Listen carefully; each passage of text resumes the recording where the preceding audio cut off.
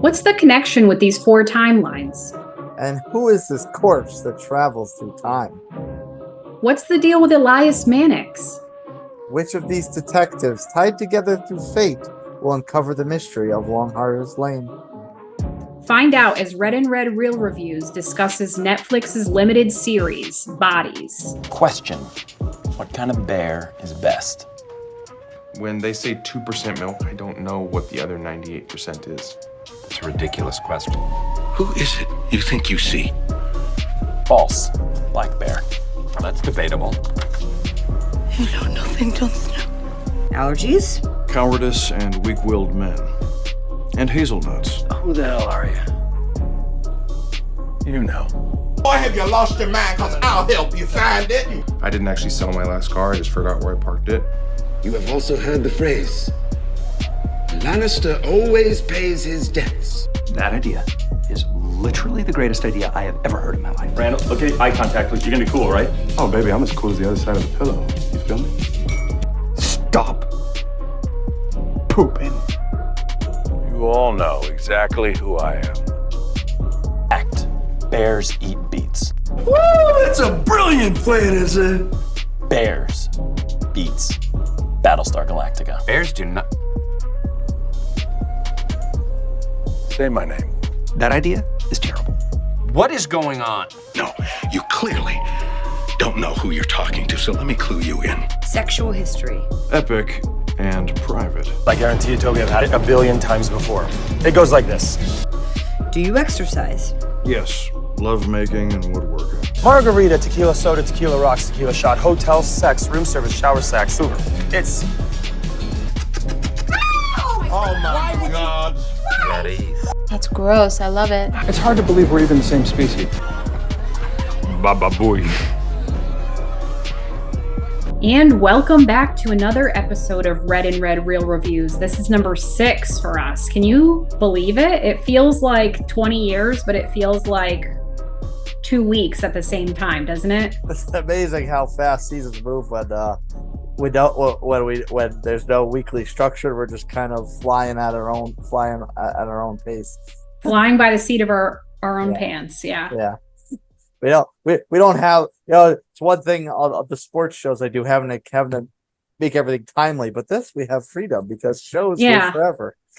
Yeah, it's kind of nice too. And I feel like, we get to watch a lot of different shows and, the things that we choose are very different. So I actually just kind of started watching this one on my own. And then you were, pitching of what should we cover next? And I was like, well, I've already watched this one. Like I'm already finished with it. And I thought that you would really enjoy it. And I enjoyed it. So that's what we kind of decided to just cover it, even though I had already watched it. So I had a leg up on you a little bit, but yeah, I mean, I don't know. What did you know about Bodies before going into it? I know a lot of times we don't know much about these shows, if anything, but what did you know?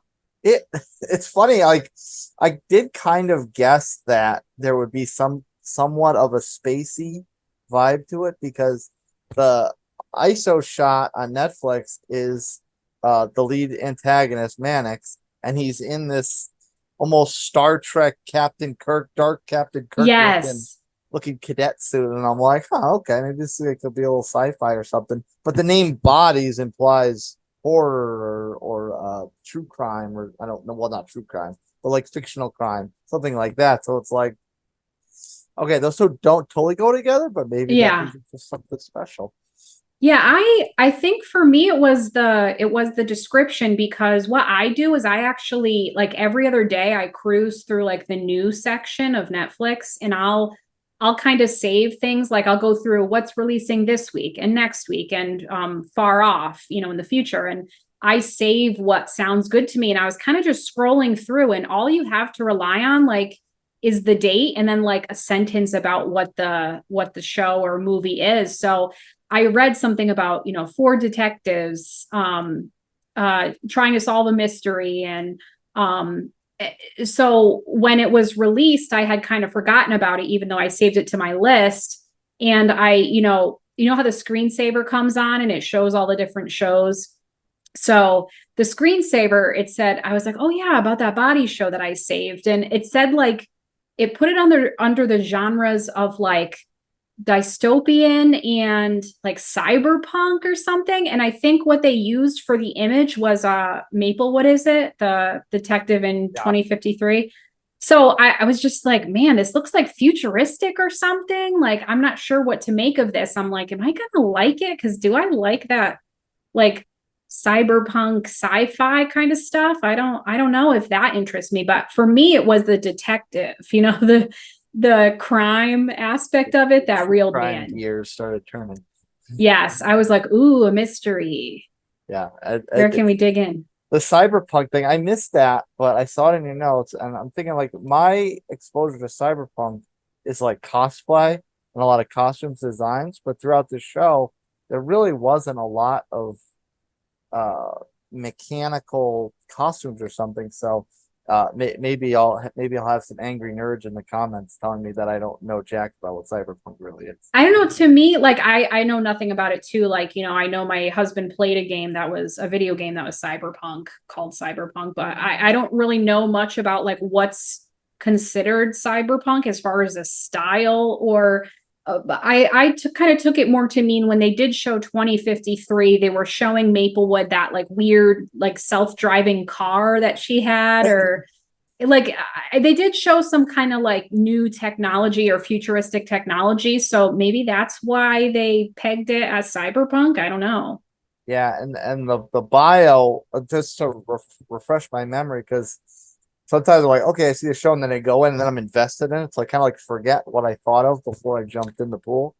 And I read the bio, which there's very few times where the bio on a streaming platform actually gives something detailed and in depth. Yeah. But the first line was four detectives in 4 timelines to save brands. So I'm thinking timelines. So these are a futuristic thing, a time travel thing, a little bit of both. So it's like, okay, maybe like some Fifth Element time bandits kind of combination here. Yeah, I mean, I was actually open to it because of the detective aspect. So, let's talk about, I mean, there were so many actors in this that looked familiar. I was looking everyone up on IMDb, like, who are these people? They look so familiar. And they do look familiar because they've been in a lot of different shows. So, Julian or Elias, we have to, after this, we'll make a decision about what we're going to call him. what we're, or Mannix, what are we going to refer to him as? So anyway, I immediately recognized him from Peaky Blinders. He was also Al Capone in Boardwalk Empire. And then Whiteman, for some reason, I thought that he might have been the Iron Man's father. But no, I actually had my actors mixed up. This guy who played Whiteman, he was in The Great, which just got canceled, which it deserved to be canceled, let's be honest. And The Queen's Gambit. So I was like, okay, that makes sense. I definitely felt like I had seen him somewhere. And then Ash, he was from Shadow and Bone. He played like a good-looking prince from like another land, I think. So I was like, oh yeah, that blonde guy, he looks so familiar. And then there's actually 2 actors from this show that were from A Discovery of Witches, which is a show you had recommended to me. So Barber, the police boss or police chief, I don't know what he is. And then Gabriel Defoe, the body, the guy who plays the body. Both of them had been on A Discovery of Witches. Wow, it's been a while since I watched that because I didn't pick up on I know. that at all. I could not remember what characters, like I could not tell you what characters they were, but I thought that was interesting that they both, being on this little show, which doesn't have really what I would consider to be a huge cast, and that they both came from that show. Okay, so I guess, I don't know, do you want to just call him Mannix? It's throughout the show and keeping my notes, I found myself even after the dots connected and found out that he was the same person, I still found myself writing Parker in the 1890 and 1941 scenes, but Mannix in 2023. And like when he's a kid, like to call him Mannix or I don't know it. But we should stick to one thing so it makes it easy. But like Harker we'll get Mannix. Harker Mannix. Like a whole Harker name. Mannix. It's we'll get to it, but it is a little strange. I also forgot to mention, I did a little research just to because I was like, this must be a book or something. This must have been derived from a book. Sure enough, it was an 8-part graphic novel. So it was actually published. I think they had like different authors do each timeline or different artists rather do each timeline. So I don't know if there were like 2 novels per timeline. I don't know how that worked out, but it was published in 2014 or 2015. But the writer of it passed away in 2021, so he didn't get to see the show being made. So that's kind of sad. But I a lot of people enjoyed it and were enjoying it. So so that's cool. I mean, kind of bittersweet. I gotta kick out all those shows you listed for Charlie Whiteman. I haven't seen a lick of any of them. Really? You haven't seen Queen's Gambit? No. I heard they're actually going to do a second season of that show. So you still gotta catch up. I would recommend it. I thought it was really good, and it's got a redhead heroine in it. So we'll have to revisit our redhead segment. Yeah, our redhead segment. Whiteman to me the only he was the one because you told me like there's a face in there from a lot of HBO shows, and that was his face is the only one I recognized. And I didn't think of Tony Stark's father, which you're right, it actually is very familiar to that. But it's a different actor, but just the mustache. I don't know if it was the mustache that threw me off. It could have been, and I was looking through IMDb. It's like, okay, there's got to be something that'll trigger my memory, and the only one that did was one of the Star Wars prequels, and nothing else, or not the prequels, the later trilogy, and he's just a bit side character. So I'm like, well, that's not it. So, and then maybe then it dawned on me because Oscar Isaac's in that. Maybe I was just confusing his face with Oscar Isaac.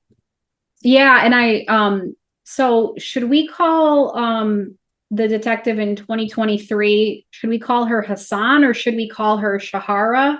Hassan. Okay, we'll call her Hassan. I noticed, she looked familiar. I looked at her filmography, didn't really see anything that I was like, oh, okay, that makes sense. Didn't really know anything that she's done. And same with Maplewood.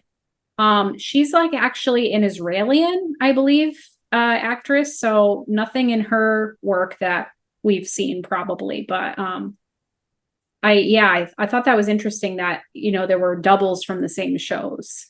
That's interesting that the actress's heritage there is more of a Hebrew descent, and the Whiteman's actual on-screen character was a Hebrew descent. But I don't think. Well, I mean, I guess in the show too, because he changed his name from Carl Weissman. Right. Yeah, that was interesting too. I liked that whole aspect of it. Yeah.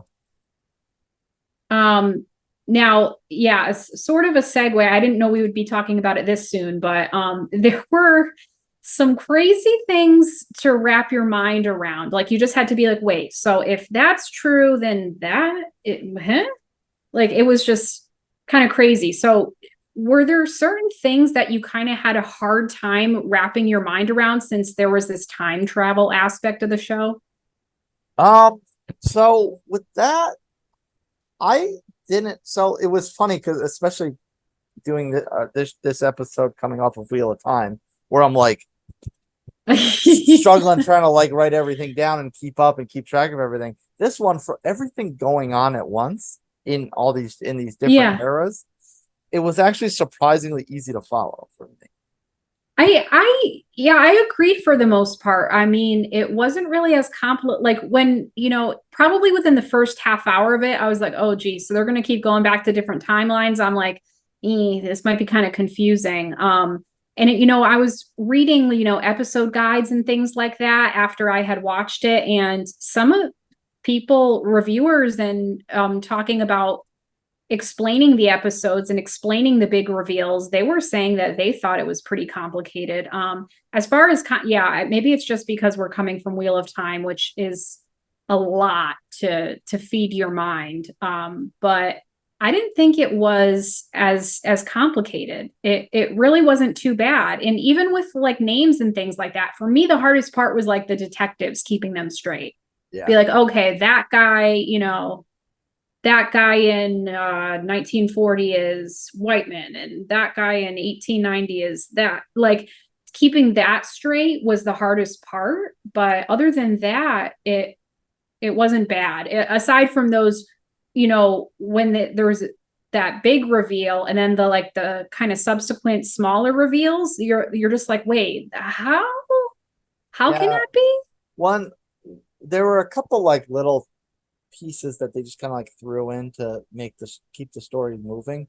But like the relationship that Whiteman has with Polly in the very beginning of his arc, that kind of was a little unclear how that started, especially as it turned out where they wound up being more enemies. But like, you mean Polly as the old woman? Yeah, Polly as the old woman. Yes. Yeah. And that one kind of seemed like, all right, what is this? What is going on here? Is this like just a side hustle? Yeah. That was one of the moments that you're just like, wait, but what is going on here? Is it what it seems like, or is it not? And then relationship started to make more sense, but how the relationship originated was like, okay, we're just accept that this is here, and he's got some person on the side that pays him money to do a little odd job or something. I guess I don't know. Right. Yeah, that was weird. You're like, wait, is he a corrupt cop, or what is going on here? And then I mean, like, I had a lot of like what I would call WTF moments. Like, I'm like, wait, the guy who's Julian Harker, how is he in 2053 as like this like cult leader? I'm like, this is clearly the same guy. I'm like, how can that be that this guy is in 2053 at the same age?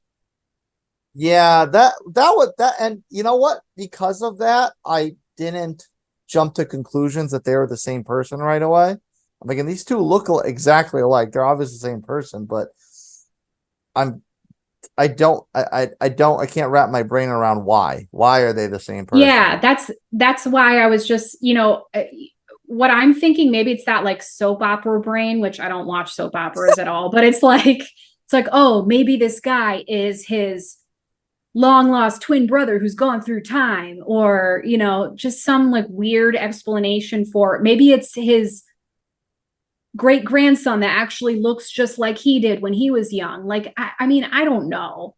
Like, I was just trying to explain it in my head. And then, every time this dead body turned up on Longharvest Lane, it's like, okay, why is there a dead body in this same spot? Like, that's a little sus. I like your little Captain Kirk Christopher Walken cadence there. What? Why did this dead body keep jumping? Not intentional, but and then I don't soap remember opera narrator voice. It works. Yeah. I don't remember which character it was. Maybe it was Harker Mannix when he was a teenage boy, and maybe he said something to Hassan like that. Oh, well, you're involved with this whole thing in 2053, and she's like, excuse, like. There were a lot of moments like that where you're just like, wait, how can that be though? Like, I don't understand how that could happen. So you're just trying to figure out what made it get to that point. If that's like, if that has to be true, if that person is saying that's what happens in the future, how do we get to that point? Right. And then I think at one point Hassan finds Maplewood's name on something, on a case file or something. And she's like, okay, you're involved. But like, how does she know she's involved? She's the very end of this timeline trail. Yeah. Like, there should be, like, unless she's already gone back in time, which she didn't, there should be no clue that she's involved. Unless it's from Harker Mannix, because he would be the only one that would know of her and would have had to leave a trail somewhere along the line. Right. And even on towards the end, I don't know if it was the last 2 episodes. For me, it was a little challenging to like wrap my head around the names on the wall in the alleyway. Like to be like, wait, so that means that like, every time they would reveal like a name there, I'm just like, I thought like, that was awesome.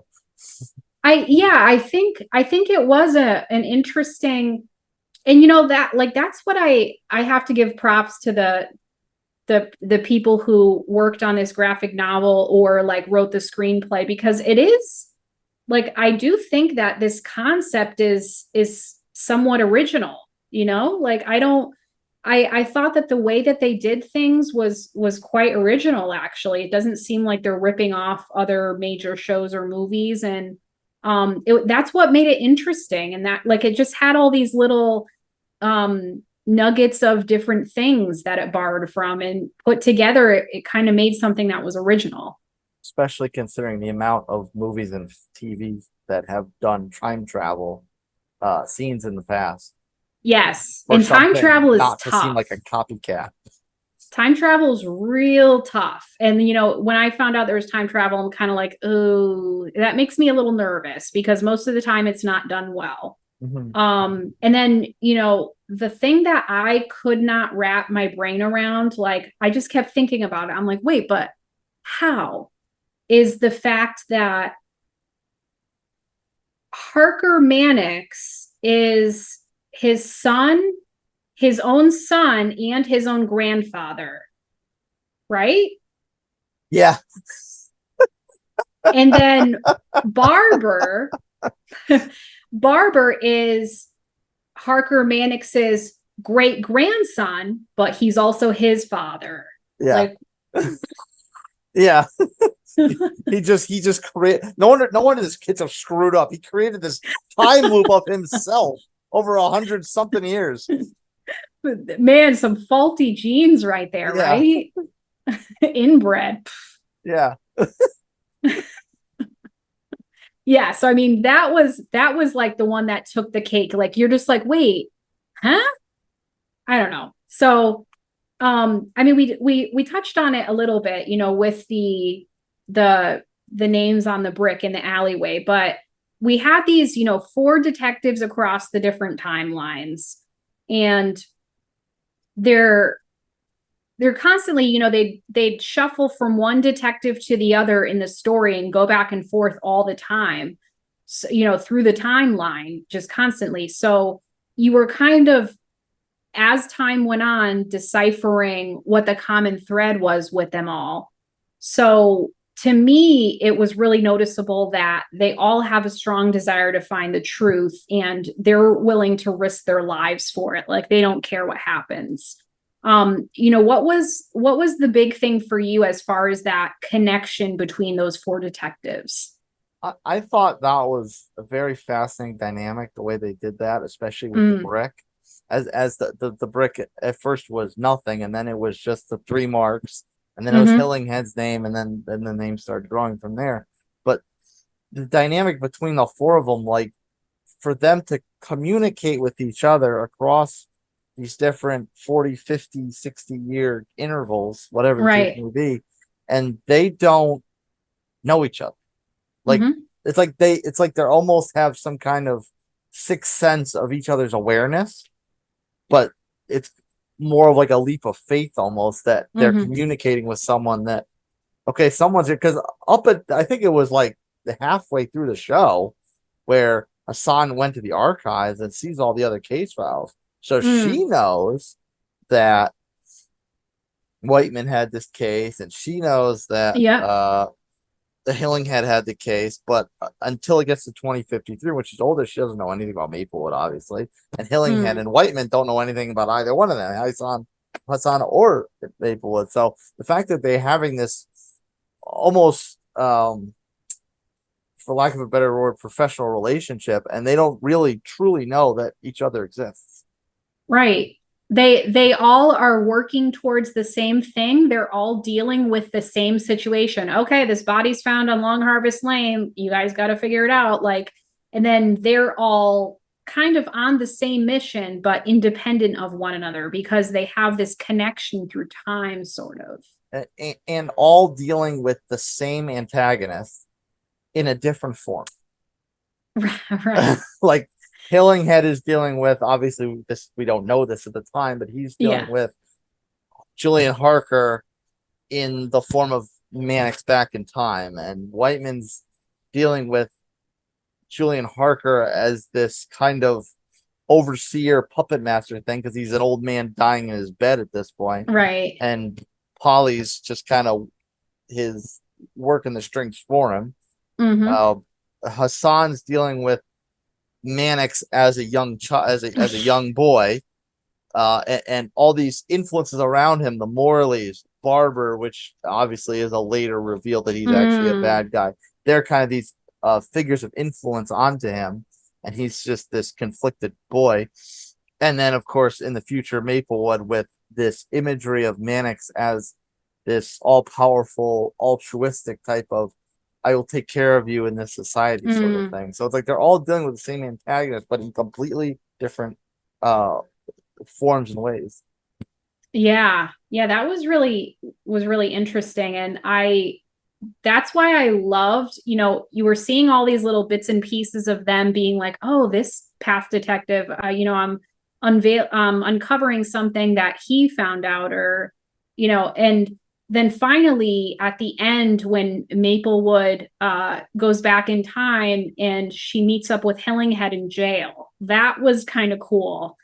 That whole moment where she's next to him in the jail cell, where they actually were able to meet. You have, the 2053 detective meeting the 1890 detective, which is crazy.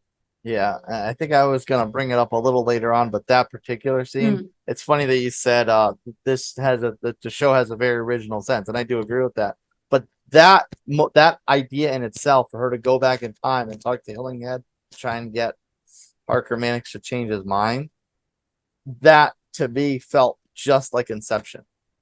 Oh yeah, like to try to change time or to meddle with time, like that. I think that concept is nothing new. I mean, it's laughable, right? They do that all the time in like The Flash, which I stopped watching. So I mean, that stuff like that does happen all the time. But yeah, I think overall, and especially the thing with Maplewood, how she couldn't walk. Does she have a spine? Something wrong with her spine, so that when she went back in time, she like couldn't move because she couldn't walk. Yeah, I think that there was something, although they never really stated it. There must have been something to time travel where you just lose all your clothes or whatnot, and the implant probably was manifested through the time travel the same way as a shirt or pants. Because I think it like plugged into her or something. Like, didn't she have something that she put on the back of her neck or on her back or something? So, I mean, that wasn't applicable to that time. So that whole little side story was a little bit interesting. How she was just, on the ground on Longharvest Lane, just like she's there, but she can't walk. She can't move. Yeah, that was interesting. And the fact that she has that and she's trying to get her brother to do something to get his legs back because he's in a wheelchair. And he doesn't want to do that. He's like, no, I don't give him my freedom. And it's like, this sounds like a comparable storyline to something in real life. I can't put my finger on it. Yeah, and he was treating her like she was a sellout, wasn't he? Yeah. You're committed. You're committed to the man. You work for the suits, whatever. Yeah. I mean, she did, and she was committed to Mannix up until it became clear what he was trying to do, even though Hassan and Defoe are like blaring police sirens in her face, like, hey, this is not right. Yeah, she was a little bit naive, I mean, I think, but it wasn't where it was just like watching sports where you're like, what are you doing? Like, it wasn't like it made you annoyed or made you mad at her or anything. I mean, I think she was just probably like thinking it was a crazy situation to take in, and she just couldn't really fathom it. Yeah. Yeah, but the overall with the dynamic between all of them, that's why I just think the brick was such a cool idea. Is that the fact that as they start through each timeline, as they start to become aware of this whole thing, it's like we got to leave this note because each one of them becomes aware of the detective in the prior to them that encounters same things. Like I have to leave a note for the next person, and in doing so, they actually wind up leaving notes for the person in front of them as well. Yeah. Yeah. I liked how that whole thing came together. And, those last 2 episodes, it was a little challenging to keep up with, but I thought that they tied it up with a nice bow that way through the use of the bricks. Now let's get to character development. We always, any show we watch, there are always characters who change our mind by the end. You always feel differently about them. For me, we mentioned Whiteman. We kind of thought that he was corrupt in the beginning. He was doing some shady things. So we were like, okay, what is in this for him? So you actually kind of you suspect him of doing something wrong in the beginning, but then the whole situation with Esther, you had mentioned that you thought she was kind of a useless character. I don't think she was a useless character. I think her purpose in this show was to make Whiteman more likable, because he actually softened with her. He kind of did, like, he was annoyed by her, of course, but it made him look better and it made him look more empathetic, dealing with her and caring for her. So by the time Polly killed her, he was just beside himself because she had come to be like a little companion of his. So I think that was the strategy with making him more likable and relatable. Yeah, it was. And then she was kind of his crux, his turning point. Yes, turning point for sure. And then a character who you felt okay about at the beginning, but then felt more negatively towards the end would be Barber, the police boss. Because all of a sudden you're like, wait, what? Excuse me? Talk about a dirty cop. Yes. And just the fact that, wasn't Hassan trying to like go to him to be like, oh, let's look into this or let's figure this out. And he's kind of like, oh, like, no, I don't think we need to, like, he was being kind of weird. And, we should have probably seen it, that there was some way that he was involved, because he was acting a little bit weird. So I was pretty shocked by that whole thing, actually. He was almost, especially because of the name change. I think they brought up that he took on his mother's name, so there was no obvious connection back to the Mannix Harker bloodline. So he was a Harker, yes. So he started going by Barber. And with him, especially because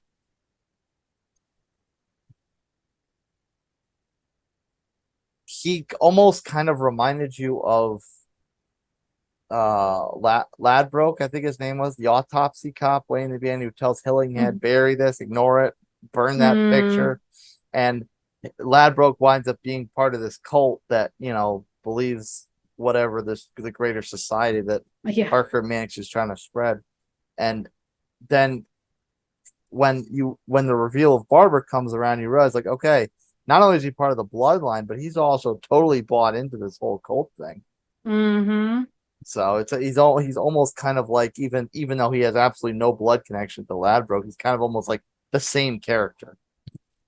Yeah, I could see that parallel. And then, the last character development that was kind of up and down, you could kind of understand the human aspect of it all, is Harker Mannix. You said it. He was never, like, yes, he was the villain, but he wasn't really the villain. Like, when it comes down to it, you just see him as that little blonde child and you feel bad for him. He's this just juvenile who's, about to do this bad thing. And why is he involved in all this bad stuff? And it doesn't make sense, but you just feel bad for him because, his mom gave him up when he was a baby. And your heart breaks for him and you don't see him as that villain, which we'll discuss more in the next section. Yeah, and like you said, with when he said to Hassan, I know you're involved in this, I just don't know how, or whatever the case may be. He had the same kind of feelings where it's like, I know I have to do this really bad thing, but I don't want to do it. So there was this constant internal conflict with him. Yes, it's like he knew he had to do something and he believed in it so strongly, but at the same time he was scared. He's just a scared teenage kid. He knew it was bad. Yeah, and he knew it was bad. The one that didn't change, the one antagonist that didn't have either a good to bad or bad to good moment is Julian Harker's son, Julian and Polly's son, Hayden Harker. He was just an antagonist, and now he didn't have that big a role, I guess, in the grand scheme of things, but he played a principal role in Whiteman's kind of fall, and he was the one that, like, there was no arc to him at all. He was, I can't say he necessarily came off as one of the cult operators, but he was just out to continue the Harker's plan, Mannix's plan, the entire time. He was the one who killed Whiteman, right? Yeah, late him and his fire. guys. Yeah, both timelines, because in one timeline when Whiteman hid the record, he laid fire out to the onto the pub, and then even before they started to put their time correction plan in action, the detectives, he arrested him and hung him up in the public square. So and technically he killed him in two different eras. So that guy was really the villain. Yeah. In the end.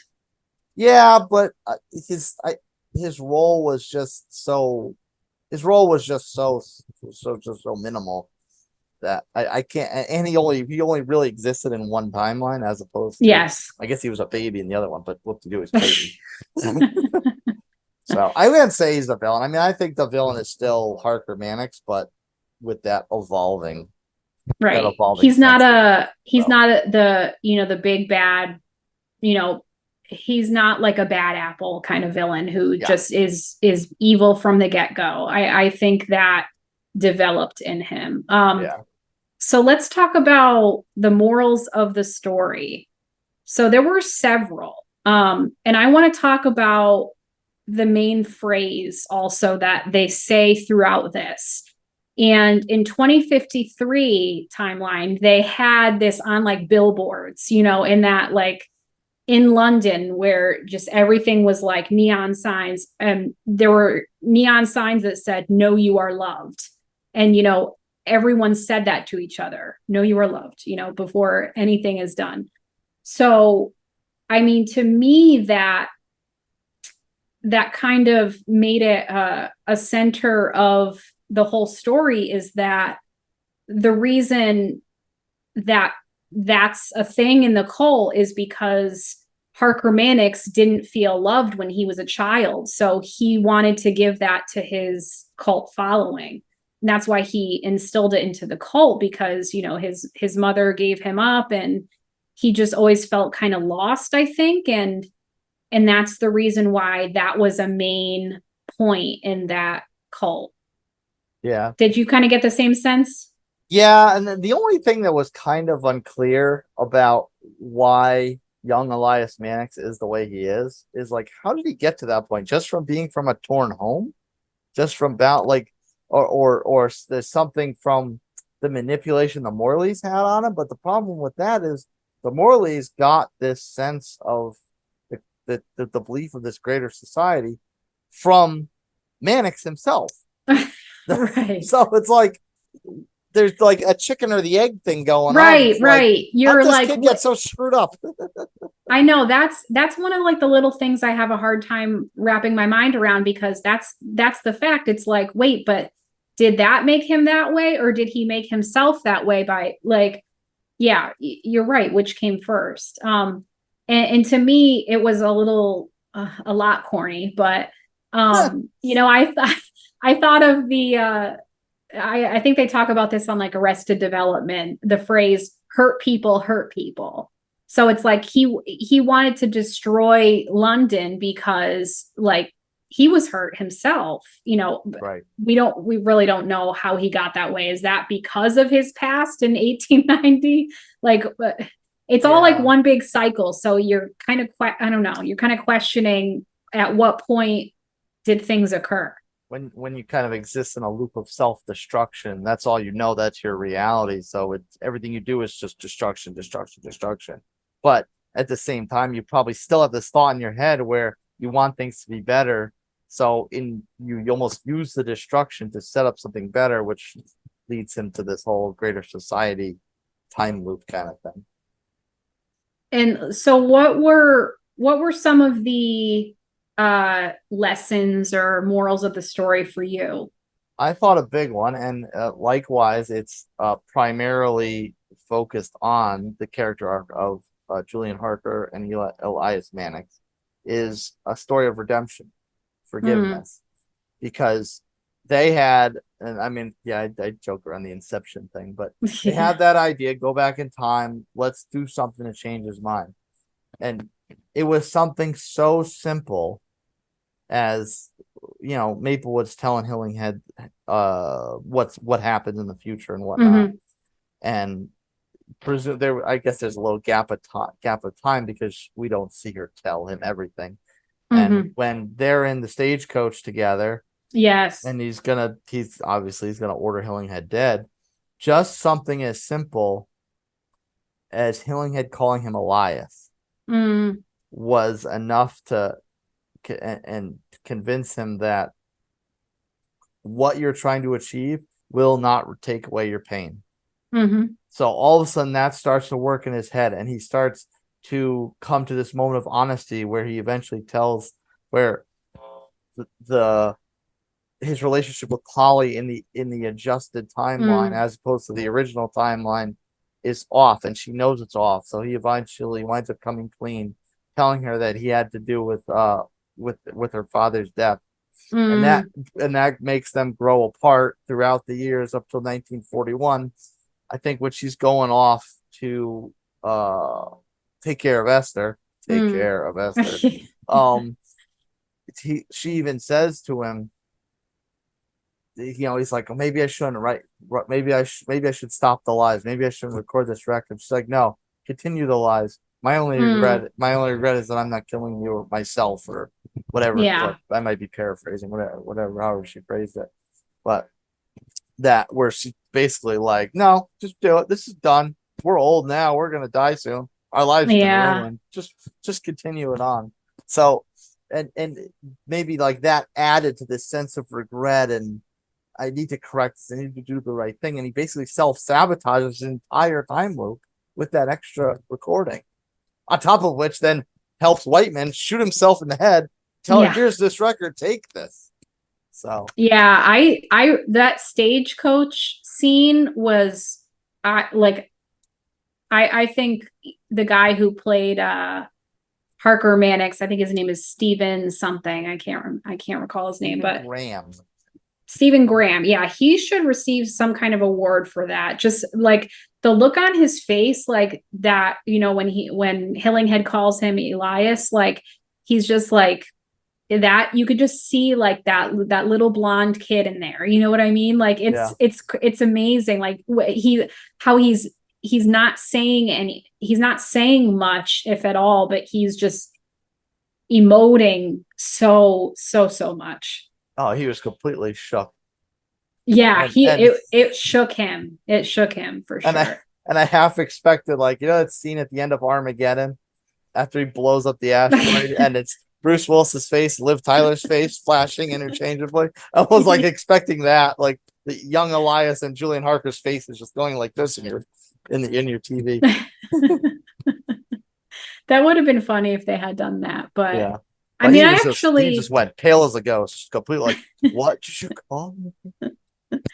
I mean, that's a good segue to the end. So how did you overall feel about the end, or, you know, of the fact that this was a limited series in general, what was your view of the entire package? Well, let me preface this by saying this is the third limited series we've done, and they've always been impressed by all three of them. Yeah, true. So maybe there's something to be said for finding a little gem that has no preconceived notion, and that it's just, this is how this show it exists, is supposed to exist, and take it as that. So it's like you almost can't predict something going forward, because how do you continue this? Like with Aaron Carter, we were kind of like, okay, there was kind of a setup to some kind of new mission or relationship or whatever going forward. Hijack, obviously can't really continue that, but you could take the same storyline and just change characters and scene set and do another Hijack, just not on a plane. But this one, it kind of, there's no kind of continuance. It's finite to me. I mean, I think that this story has a beginning and an end, and I didn't. A lot of times when people like something, they just want more of it. They're just like, this was only supposed to be a limited series, but they need to put out another season of this. And then, sometimes these streaming platforms give in, and sometimes they make another season of what, sometimes they ruin something. And this, I think there's not a way to continue it. Like I am more than okay with that. Like for me, it ended how I thought it should. I didn't have any complaints about the ending, and I don't want them to drag this out at all. Please don't drag it out. Please just let it lie. Yeah, everything is like when you at the final scenes, when you see Ash walk by Hillingham and he looks at him, and it's kind of like he knows but he doesn't know.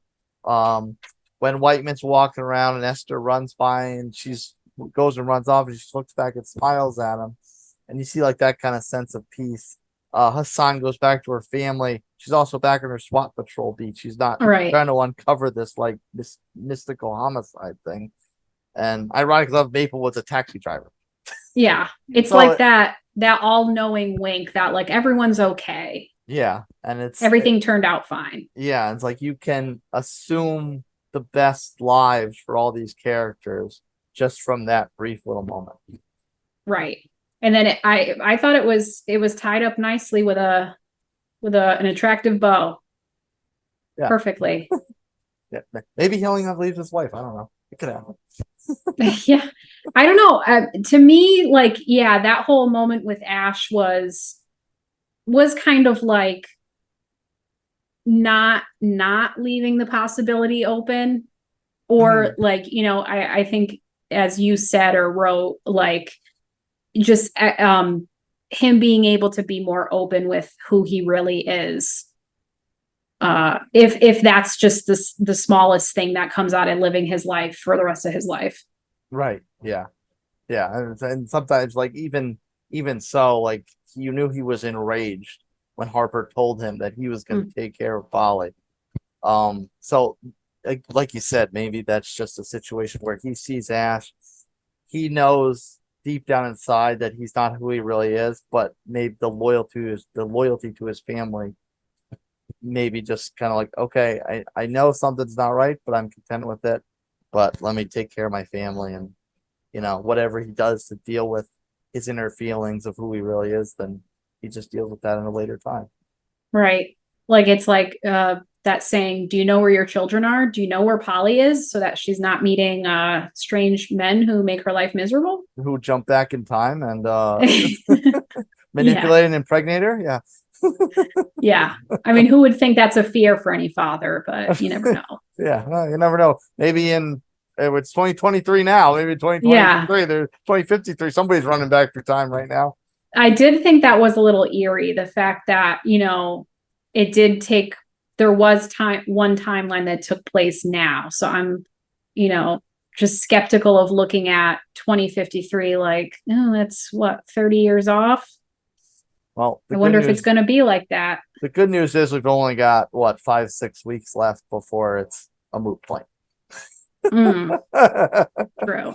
Well, no, the show can't be right now because it didn't say 2024. Yeah. True.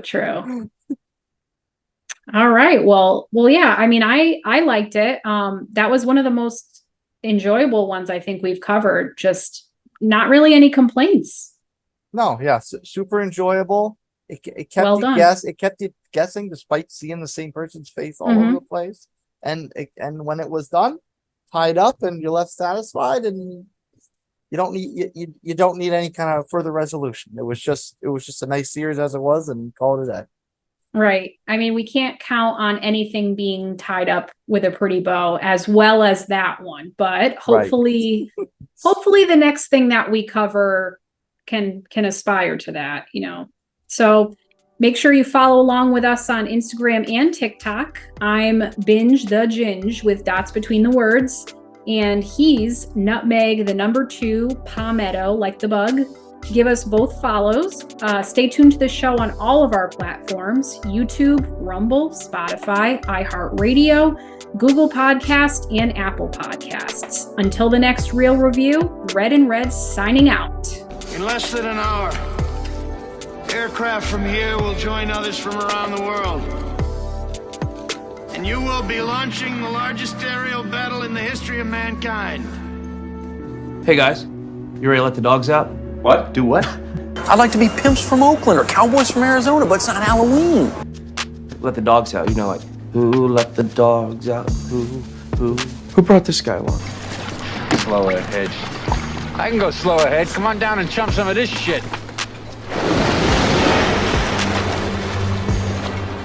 Grow up, Peter Pan. Count Chocula. X never, ever marks the spot. One more thing.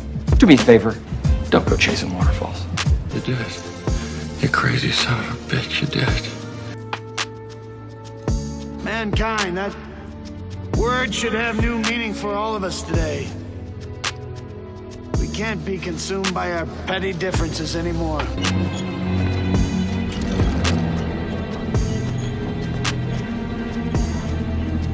You're gonna need a bigger boat. No. Try not. Do. Or do not. There is no try. All right. Then you do us proud. Because I don't want no scrubs. Don't act so surprised, Your Highness. You weren't on any mercy mission. Not from tyranny, oppression, or persecution, but from annihilation. We're fighting for our right to live. Snakes. Why did it have to be snakes? I'll take care, all right? None but love, none but love. 10. X marks the spot. Have any clue what's about to happen to him? Oh, not a chance in hell. Good night. Peace! Fire, you son of a...